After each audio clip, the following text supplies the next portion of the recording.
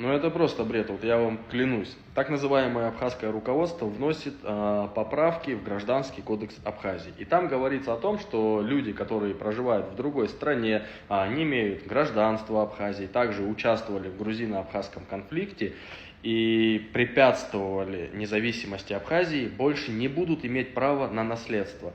То есть, если у людей там есть от их мам, пап, бабушек, дедушек дома, там квартиры, там машины и что-то еще, они не имеют на это права. И вроде бы юридический акт, но на самом деле это очередной выстрел в сторону Грузии. То есть человек, который родился в Абхазии, жил, учился, но в свое время из-за войны покинул ее, он больше не имеет права на какую-либо собственность, даже если она досталась ему по наследству.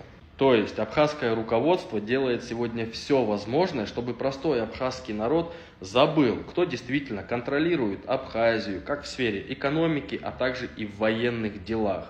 Просто вся, так скажем, структура, политическая структура Абхазии выстроена на поиске врага. И этим врагом всегда назначают грузина. Что бы ни случилось, из-за кого бы ни случилось, всегда обвиняют грузинов. Вот обратите внимание, Россию никто не критикует в Абхазии, несмотря на то, что там уже у абхазов отобрали бизнес, Абхазию отобрали, людей начинают гостеприимству учить. Никто не критикует. А тех, кто, конечно, пытается, их сразу враг народа и все.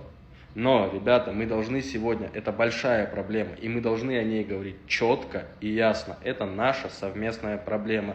Пока мы будем вот так молчать, сидеть и не бороться также за своих граждан, которые в свое время пытаются и пытались что-то сказать, а их потом просто раз и выдергивают в Москву, мы все, я извиняюсь за выражение, таким образом прострем. Не будет больше ни Абхазии, то есть она будет, но она будет в составе России. Не будет абхазского народа, будут россияне.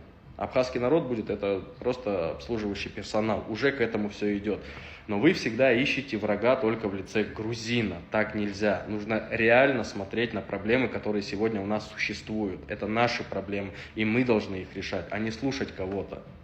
Абхазское руководство, оно просто сегодня пытается сделать так, чтобы простой абхазский народ не воспринимал то, что сегодня происходит всерьез.